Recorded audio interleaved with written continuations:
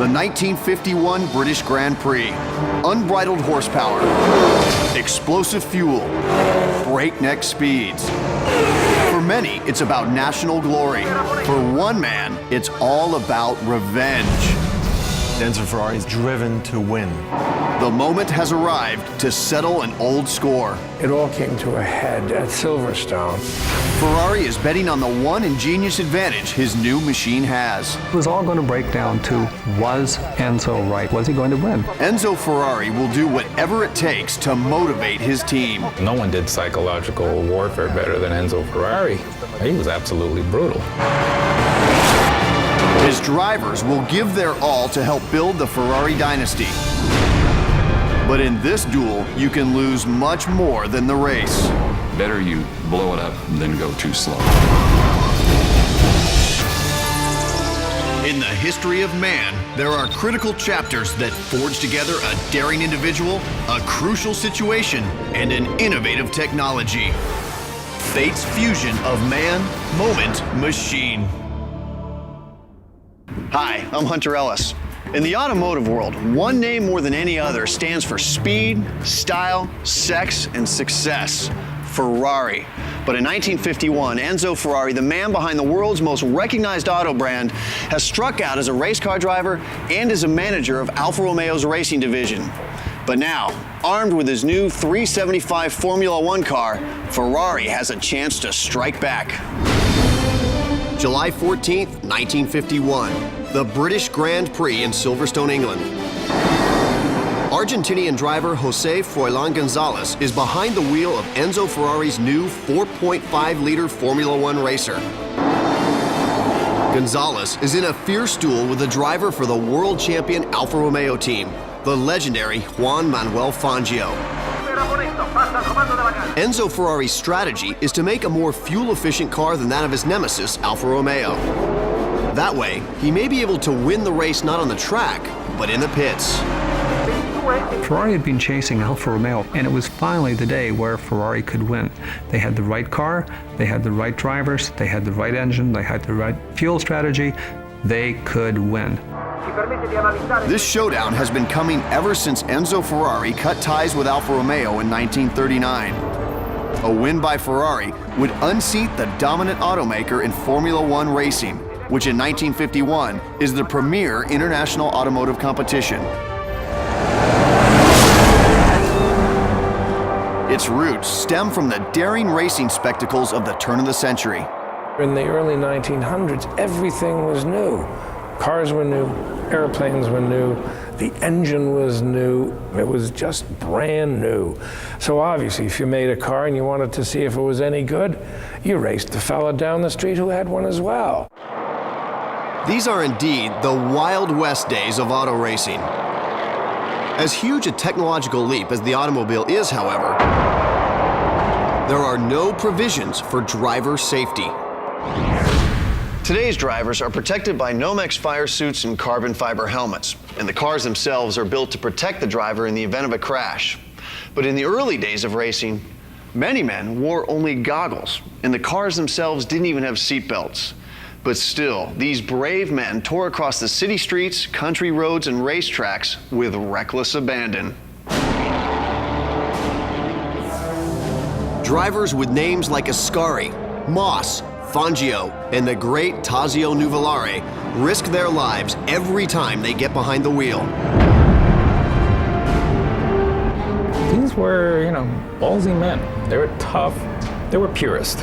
And Ferrari was a purist. We're not here to talk about safety. Racing's a dangerous sport, and, people are gonna die, and this is what we have to do. Ferrari, too, is a risk taker. In 1920, at the age of 22, he begins racing cars for Alfa Romeo.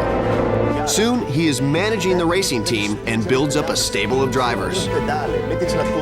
European race organizers eventually develop a set of rules restricting engine size and length of race course, and call it Grand Prix. But the rules have more effect on spectators and sportsmanship than driver safety. Well, there was a certain romance associated with the danger. And there was a heroic aspect as far as I was concerned personally. It was so demanding and it was so unforgiving that if you went out there after having spent all night at a bar, most of the ones that were burning the candle at both ends were gone pretty quickly. Since the drivers have no seat belts, roll bars, or fire protection, a fatal accident is a common sight at almost any race. Today, Formula One isn't completely safe, but at least it's sane. A lot of the technology behind Formula One race cars has changed since 1951. So to get an idea about those differences, I'm here with Robert Prevost, the owner of the American Racing Academy. Hi, Robert. Hi, Hunter, how are you? Safety is a huge concern. Huge concern. One of the things that used to kill a lot of drivers was that in crashes, you'd see the fuel tanks explode. Okay. So we fixed that by essentially creating an envelope around the fuel cell that's a rubber bladder, if you will, that allows the fuel to be contained in the case of an accident. Well, essentially, the most important aspect of the inside of the cockpit are the seat belts. The seat belts are there designed to hold the driver firmly in place, so he focus all of his attentions on driving the car. I know these experience a lot of G-forces, and I love G-forces. Any chance of hopping in the cockpit and taking her for a spin? Got a driver's license? Yeah, and I think I have a few tickets, but that's a good thing in this sport, right? Let's do it. All right, let's go. Now, they don't just hand you the keys to a Formula One race car and let you go. First of all, there are no keys. These cars are started by an external motor. Before you can even think about taking this baby on the track, you need to complete the Academy's driving course. All right, guys, want to officially welcome everyone to the American Racing Academy. All right, ready to roll. I start the day driving a Formula 2000 car. A scaled-down Formula One car with about 1/5 the power of its big brother. You're on it now, baby. Good job. It still does 0 to 100 miles per hour in 6.4 seconds and has a top speed of 140 miles per hour. Just use all your senses. Pay attention to where you're looking, what you're feeling, how many G's you're feeling, what your feet are doing, what are your hands doing, all that. I guess the Navy taught you a little bit about that, huh? Oh yeah, just gotta be comfortable with it. When I finally get to climb into the Formula One car, I realize that this is going to be a whole new deal. I'm right. Driving this car requires absolute concentration, and the acceleration will throw you back in your seat like a jet launching off an aircraft carrier. A modern F1 engine wants to rev over 18,000 RPM and can develop well over 700 horsepower. That's nearly twice the power of a 1950s era F1, and enough to take the car over 200 miles per hour. Yeah! Woohoo! Oh man, this is a rocket ship on wheels, man. So, you guys need a driver?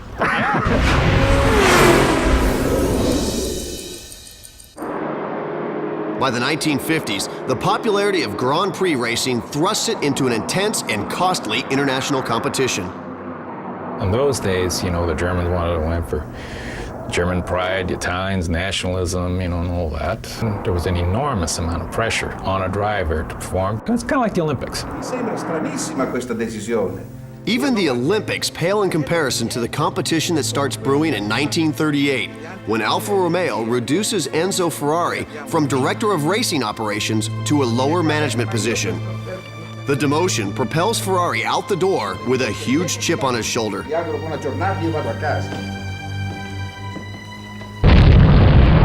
Before Ferrari can build his own racing business, World War II puts Grand Prix racing on hold. Across Europe, automotive factories are converted to manufacture military weapons, parts, and supplies.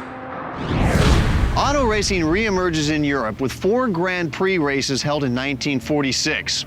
Countries that were bombing each other just a year ago are now battling for the lead on the track. In Italy, there's a new automaker entering the fray. After being replaced as the manager of Alfa Romeo's racing division, Enzo Ferrari has a score to settle, and he's built his own factory to do it. 1946, Maranello, Italy.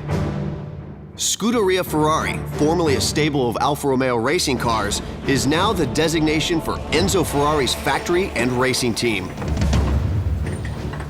Here, some of Italy's top designers, metallurgists, and mechanics are working to fulfill Ferrari's dream of building the fastest cars in the world, or at least fast enough to beat an Alfa Romeo. Ferrari wanted to beat Alfa Romeo, and they didn't want to beat Alfa Romeo. They wanted to beat Alfa Romeo decisively. But the problem is, Alfa had a huge head start, and Ferrari was perpetually playing catch-up. But the war has been particularly disastrous for Alfa Romeo.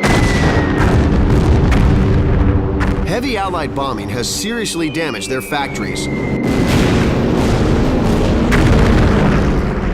Only a few Alfetta 158s survive. Alfa had hidden their cars and basically rolled out their pre-war racing team. Little development, maybe some better tires, but they had the dominant car that still survived because there was virtually nothing left of Mercedes or of Auto Union. So when the racing started again in the late 40s, Alfa Romeo had the tool to win the races, already pre-developed, just mothballed for a few years, ready to go. In 1947, the Scuderia rolls out the first pure Ferrari, the 1.5-liter Tipo 125. It's the beginning of Enzo Ferrari's love affair with the 12-cylinder engine. At the time, the use of a V12 engine was a very advanced concept. Small motor designed by engineer Colombo, supercharged. The small motor created a great deal of horsepower, but not a lot of torque.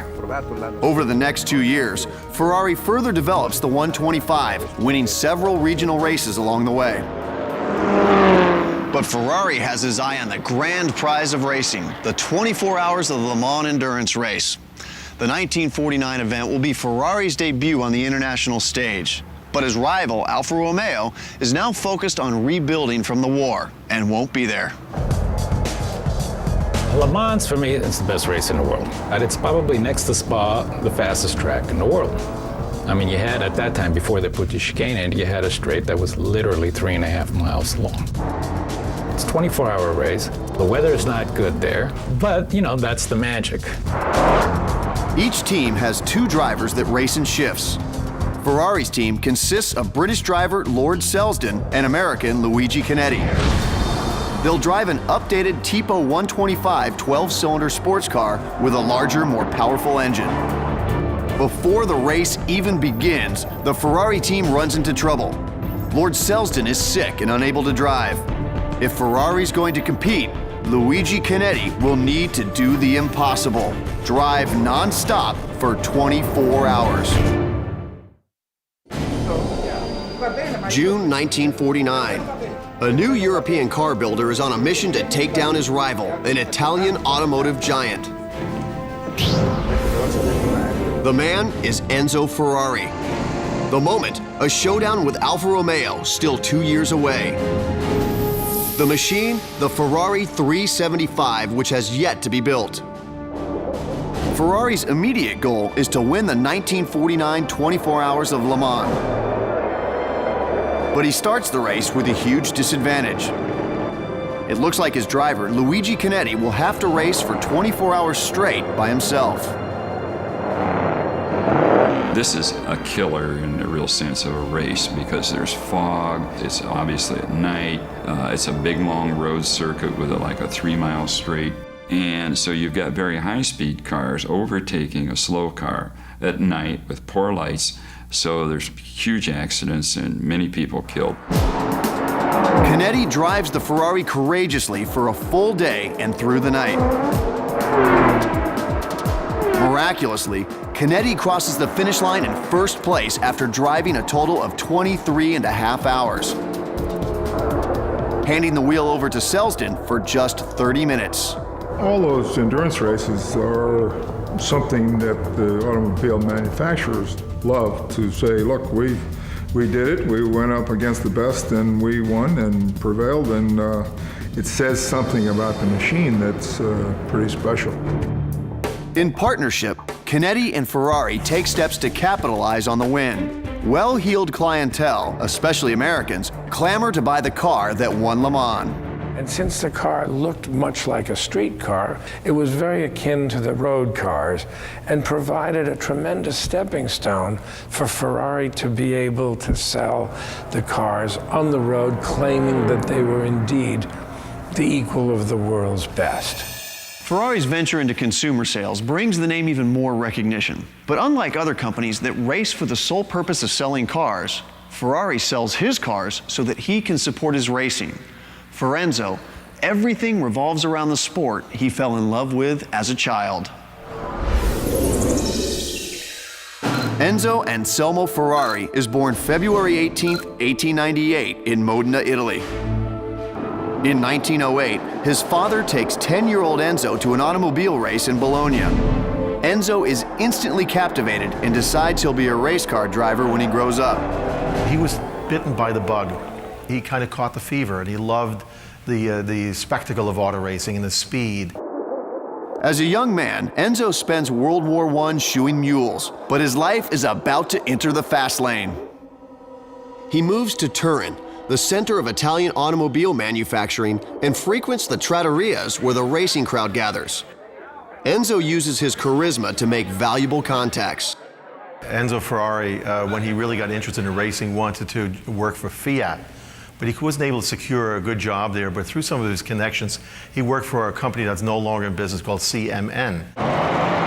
In 1919, Enzo enters his first race, the Parma Poggio di Perceto. And luckily for Enzo, he actually did pretty well, coming in fourth. He went on to rouse the interests of the very dominant Alfa Romeo company, and got a ride there.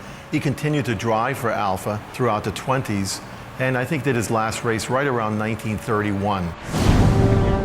In 1923, after winning a race for Alfa Romeo, Enzo Ferrari is approached by the parents of a legendary Italian World War I flying ace, Francesco Baracca.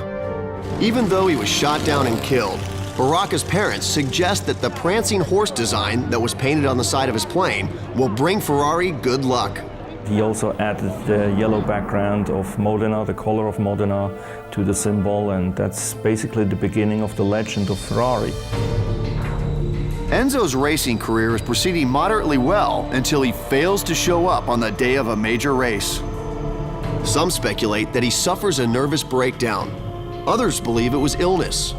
No matter which, Enzo Ferrari will never again compete as a driver on the international racing circuit.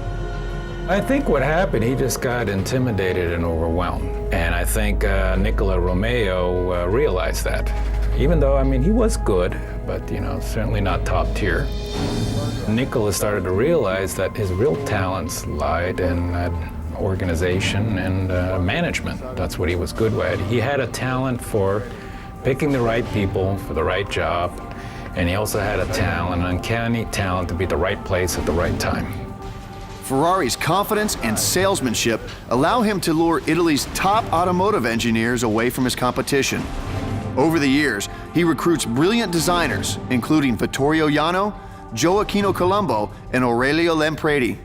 He's a marketing and management genius. He had the talent to recognize people that had mechanical ability, and not necessarily college graduates. A lot of the development of the cars were craftsmen, if you will, that he recognized had a genius mechanical talent. At 31, Ferrari orchestrates a cooperative enterprise with Alfa Romeo and a group of wealthy auto enthusiasts. In 1929, he opens the doors of Scuderia Ferrari in Modena, his hometown. Here, he prepares Alfa Romeo cars for competition. He was Machiavellian and justified to me that he would do anything and do anything to get what he wanted, but he had the talent to know what he needed and how to get it done. That was his genius, you know, and which created the legend. In 1932, Ferrari's wife Laura gives birth to his first son, Dino. Enzo eventually fathers a second boy, Piero, out of wedlock, and leads a very private double life with his mistress, Lina Lardi.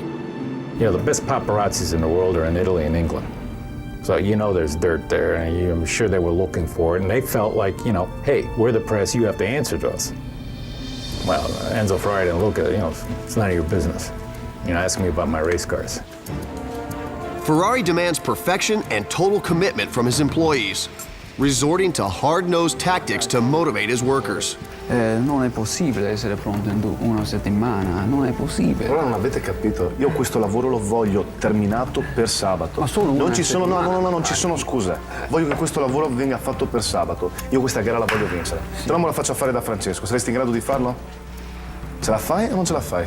Ok? No one did psychological warfare better than Enzo Ferrari. He was absolutely brutal. Play all kinds of psychological games. You know, there was already enough pressure, but really just to push him over the end, to really push him. In its first year, Scuderia Ferrari competes in 22 events, collecting 8 victories for Alfa Romeo. Ferrari is known to not only pit his drivers against those from competing teams, but against each other. Enzo, having been a driver himself in his earlier days, he had pretty good insight into what sort of motivation would work with drivers. If he wanted them to reach down to the bottom of the barrel and scrape some more, he loved drivers that would do that. Roberto, bello, non va bene così, ok? Ce la devi mettere tutta. No, ce la devi mettere tutta, bello mio. Ok, no. Devi dare più gas, Io questa gara la voglio vincere.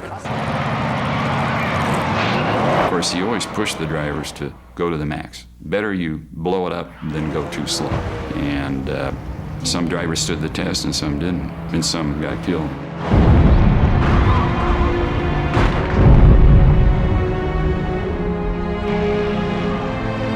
In 1938, when Alfa Romeo decides to bring all their racing operations back in-house, Ferrari quits, takes his loyal designers, and starts his own car company.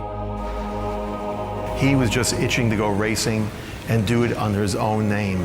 But he had signed a non-compete, which forbade him to use his trademark Prancing Horse or the Ferrari name with anything associated with racing for a period of 4 to 5 years. During the war, Ferrari's factory manufactures parts and machine tools for the Italian army. After his Modena facility is bombed, an older and wiser Ferrari moves his factory to Maranello and starts all over again. Buongiorno ragazzi, buongiorno. Come va? Conoscete Dino, no? Ecco, Dino è qua con noi. Ferrari had nothing. Ferrari was starting from ground zero, but he did have the advantage of having the experience of running Scuderia Ferrari.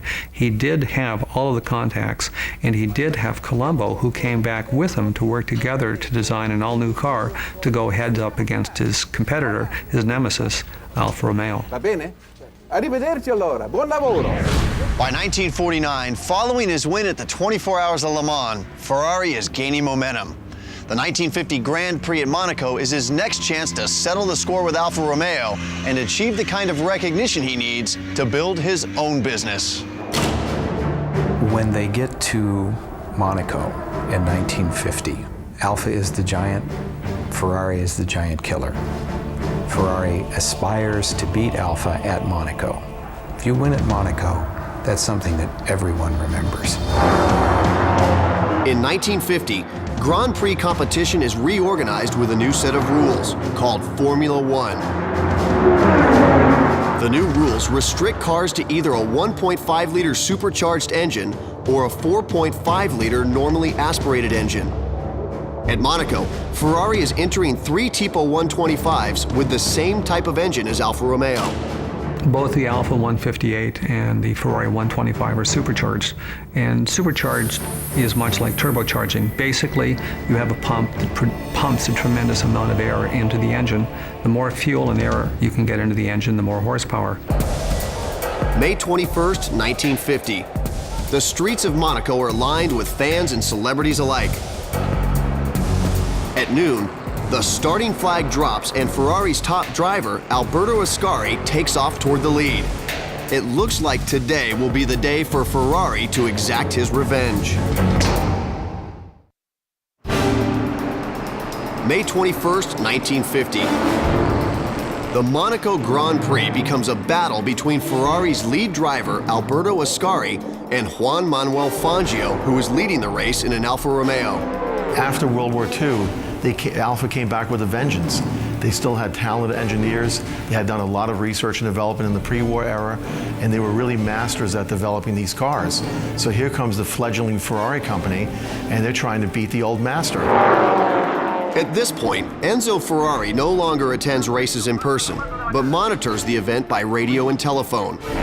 On the streets of Monaco, Ascari tries to steal the lead from Fangio for 197 miles. Ultimately, Fangio wins the race, one lap ahead of the Ferrari. The loss at Monaco is frustrating, but Enzo Ferrari won't be denied. He knows now that to beat his rival, he'll need to build a car that has a clear advantage over Alfa Romeo's potent 158. This will be the defining test of Enzo Ferrari's leadership. He'll need his team's absolute dedication and creativity to build a machine that can win. The wily Ferrari, known to most as Commendatore or Commander, once again pits one of his engineers against another. Gioacchino Colombo is an advocate of the smaller supercharged engine. You're talking about a 1500cc motor, which is 90 cubic inches, so it's a tiny little thing. They were running, in excess of 20 pounds of boost in this motor, it's putting out in excess of 5 horsepower per cubic inch. I think at final development it was about 450 horsepower. But the problem was murder on gas. Keep in mind also pit stops in those days were calibrated by minutes. In modern F1 it's 6, 7, 8 seconds. These guys got tires, the gas, they're gone. Well, in those days, a good stop was 1.5 minutes, 2 minutes. Well, that's almost a lap. His other engineer, Aurelio Lampredi, favors using a larger, normally aspirated engine, which is less powerful, but uses less fuel. The V12s, on one hand, had a variety of advantages. One, they didn't have to stop for gas so much, was much easier on tire. Having such a large engine and having the power distributed through 12 cylinders was much less stress on the motor and made it much easier for the driver to drive it and control it. Va bene. A domani allora. Domani. Buon lavoro, Ingegner Lampredi. A domani. Grazie. Buon lavoro. Arrivederci. After testing both engines, Ferrari finds that the normally aspirated engine develops just the right ratio of torque to horsepower for accelerating out of the corners and reaching top speeds on the straights. Enzo believes he may have just found a way to be a giant killer. The 4.5-liter Lampredi 12-cylinder engine will be the heart of Ferrari's new 375 F1 car. To save weight, both the cylinder block and heads are cast from light alloy. Each bank of cylinders features a single overhead camshaft operating 2 valves per cylinder. Topped by a set of Weber carburetors, the 375 develops 350 horsepower at 7,000 RPM and can hit 185 miles per hour. Ferrari realized there were many advantages of the 4.5 liter. The primary advantage, of course, was fuel consumption. The 4.5 could normally go through a full Grand Prix with one fuel stop, whereas the much thirstier 158 required 2 fuel stops. Fully loaded, the 375 holds 25 gallons of fuel.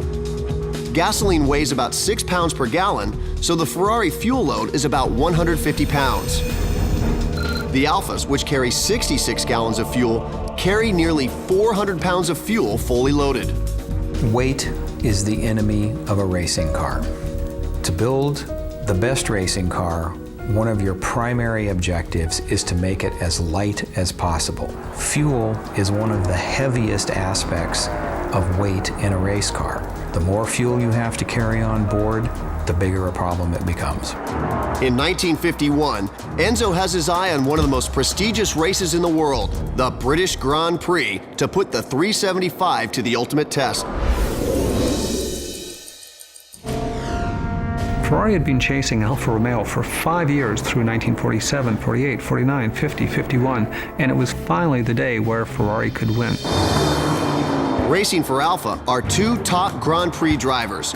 The legendary Argentinian Juan Manuel Fangio, considered by many to be the greatest racing driver in Formula One history, and the Italian Nino Farina, the first Formula One world champion. For Ferrari, it will be the rookie Argentinian Jose Froilán González, along with Formula One star Alberto Ascari. Ascari was the team leader for Ferrari. Gonzalez was the new guy.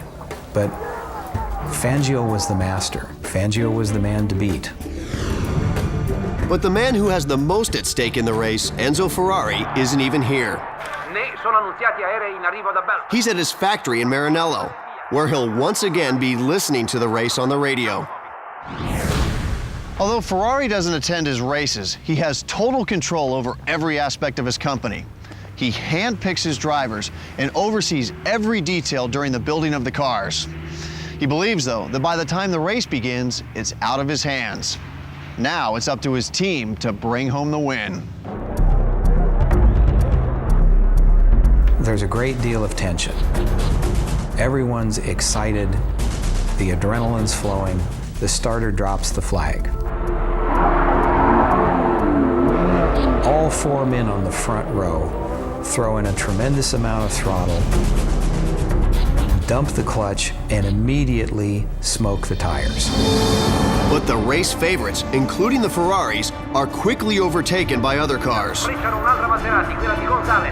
Enzo Ferrari's dream of defeating Alfa at Silverstone may be dashed at the very beginning of the race.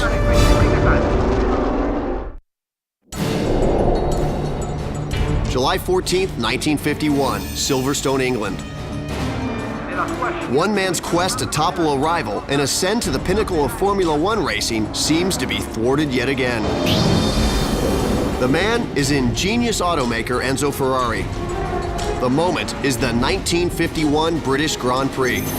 The machine is the innovative 375 Formula One race car, a car that Ferrari believes will give him the winning edge. Ferrari wants to beat Alfa Romeo, and he's convinced his 375s have the power to do the job. But Juan Manuel Fangio is the leader of the Grand Prix series, and his legendary driving skills have allowed him to pass faster cars before. Gonzalez is in for the race of his life. Back in Maranello, Enzo Ferrari listens intently to the radio. He's surprised to hear that his rookie driver, Gonzalez, has taken an early lead. By the time the leaders came around, the race came around to the lap 1, when Gonzalez passed the pits, the one board was out for him, and the mechanics were on fire. They knew that Ferrari had a chance. It was only a function of everything working, and everything had to work right. And for the moment anyway, everything is working right for Ferrari. But as Gonzalez rounds the 9th lap, a car looms in his rearview mirror. It's Fangio, and he's bearing down on him. So at that point, the driver like Gonzalez has 2 choices. Does he watch what's going on in front of him, or does he look in the rearview mirror? Looking in the rearview mirror is the most dangerous thing you can do. So he just put his foot down, he kept driving as fast as he could. On the 25th lap, Gonzalez takes a hairpin turn called Beckett's Corner too fast and hits the straw bales that border the track. It's just enough of a delay to let Fangio retake the lead.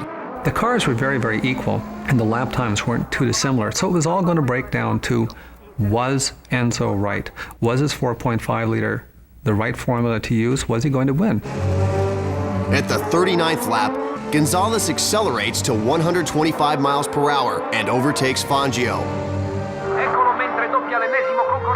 Once again, the rookie takes the lead. And then he sees in his mirrors Fangio. And Fangio's coming hard. And they go wheel to wheel for a few laps, and Fangio gets in front. Eventually, both cars need to stop for fuel. Ferrari is betting that if Gonzalez can refuel faster than Fangio, he just might gain the time he needs to win. On the 48th lap, Fangio pulls in for a fuel stop. It takes 49 seconds. Gonzalez charges ahead and gets a full 36-second lead before Fangio can get out of the pits.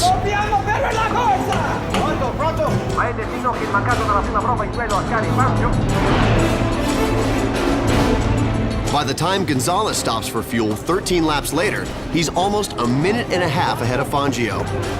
The deciding moment in the Silverstone race is clearly when Gonzalez comes in for his pit stop. He was able to get in and change 4 tires and fuel and get out in 25 seconds, which was a phenomenal quick pit stop for that time period.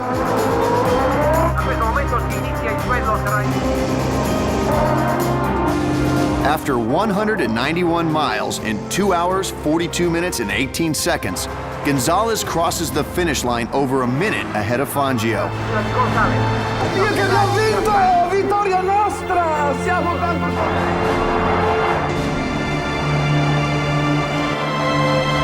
Ferrari has won his first Formula One Grand Prix, handing Alfa Romeo their first major defeat since 1939.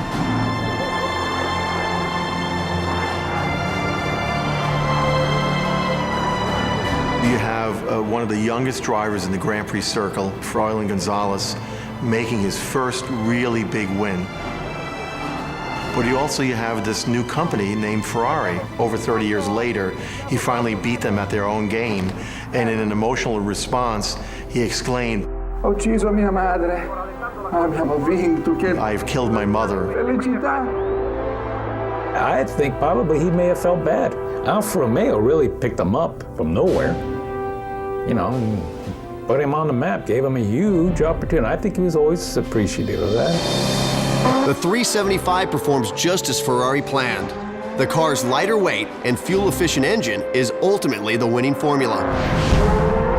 Like a catapult, the victory at Silverstone vaults Ferrari to supremacy in Formula One and puts Alfa Romeo into the pits almost permanently. From this point forward, Ferrari racing cars become dominant in almost all forms of racing. The first 6 cars to get the checkered flag are all Ferraris. They have beat Alfa Romeo, and subsequently, Alfa Romeo analyzes their position, realizes that they cannot afford to develop a new car, and folds their tent, leaving Ferrari very much in charge, dominant in Formula One.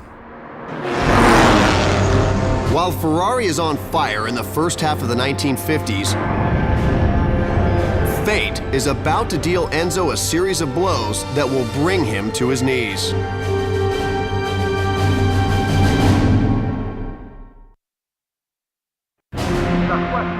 Enzo Ferrari has finally beaten his rivals at Alfa Romeo and is well on his way to establishing a Formula One and sports car dynasty. But the decade of the 1950s, which began so bright for Ferrari, becomes a series of tragic events that would cause many men to throw in the towel. At Le Mans in 1955, driver Pierre Levay's Mercedes hits another car at 150 miles per hour. Shrapnel rockets through the grandstand, killing over 80 people in seconds. Just a few weeks later, Ferrari racing legend Alberto Ascari is killed in a freak accident. Both tragedies rocked the racing world. You know, for him, the death of all his drivers and all that, I think, you know, it just came with the territory. I mean, yeah, I'm sure it was unfortunate he got that, but did it ever actually stop him? No. Sì, pronto? Cosa? But what really set him sideways was the death of Dino. Dino Ferrari, who grows up to become a respected engineer working in his father's factory, dies in 1956 from kidney failure after a lifelong bout with multiple sclerosis. It is by all accounts the most personally traumatic event in Ferrari's life. But he was still determined. He had a vision which he stuck to. He didn't really waver much from that path. He triumphed when there was adversity, both family, personal, and he didn't let these hard times, he didn't let that deter him. He still kept his vision and his mission. Things go from bad to worse for Enzo. In 1957, his driver Alfonso De Portago is racing in the legendary Italian 1,000-kilometer open road race, the Mille Miglia. Millions of spectators line the roadways. Suddenly, De Portago's speeding car catches a tire on a roadway marker. In the blink of an eye, his car hurtles into the crowd, killing him and 11 other people, including 5 children.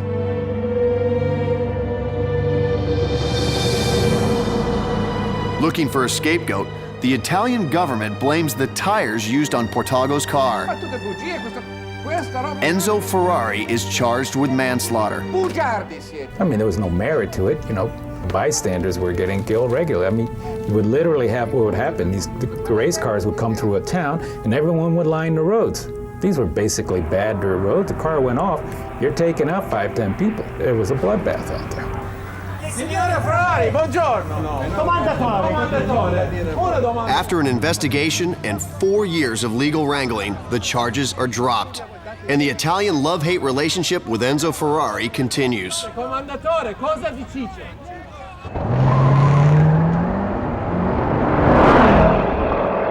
Anytime he won a race, everything was forgiven, of course, and he was back to being a hero. He was bigger than the government. They resented, you imagine all the politicians and everything. Well, the fact was he was. Next to the Pope, he was the #1 guy in Italy, and he let everybody know it.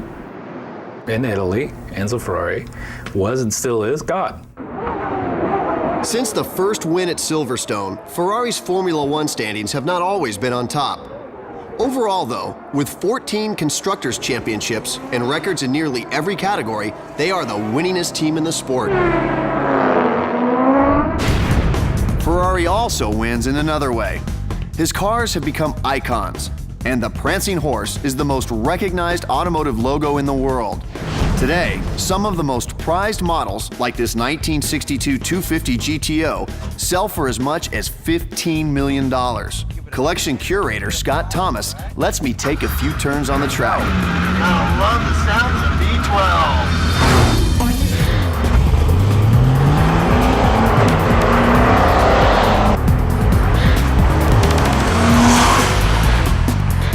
I often think of an automobile as almost having a life or a personality of its own. And the Ferrari had a special voice, and they had a great sound, and there was something in that bloodline that was the same. It's simple in one word, it's passion. You get in it, you're in something special.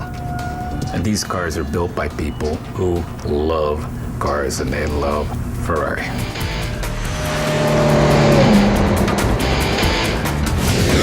Today, Ferrari produces about 5,000 cars a year, with price tags around $200,000. The company maintains that the racing technology developed on the track migrates into the sports cars, like the limited production Enzo supercar. Michael Schumacher was one of the persons who developed that car. I mean, you look at the brakes, it's ceramic brakes. Well, that came from F1. The paddle shifting, that's all F1. The variable cam dive, push rod suspension, the reservoir, all that. The utilization of carbon fiber, it's all F1 technology. With acceleration of 0 to 60 in 3.3 seconds, a top speed of 218 miles per hour, and cornering capability of 1.3 Gs, Enzo owner James D'Orio feels it's more car than some people can handle. The problem with it, it's a race car. It's going back to Formula One technology. The Enzo, it's faster than you. If you're not up to it and you don't really know what the car is doing, you're gonna get in trouble very quickly. Long after his death in 1988 at the age of 90, Enzo Ferrari's name and accomplishments are a source of pride for many Italians. I think that the legacy that Ferrari himself has left is probably summed up by those blood-red Ferraris screaming down a racetrack. Because when one buys a Ferrari and looks at the horse and the steering wheel, you think of those blood-red Ferraris screaming down the Mulsanne straightaway or your straightaway on the way home. It was obvious that he had an enormous passion for racing and for his product, his statement in the world of racing. As I look back on it now, I mean, he's probably the most influential single person in racing for the 20th century.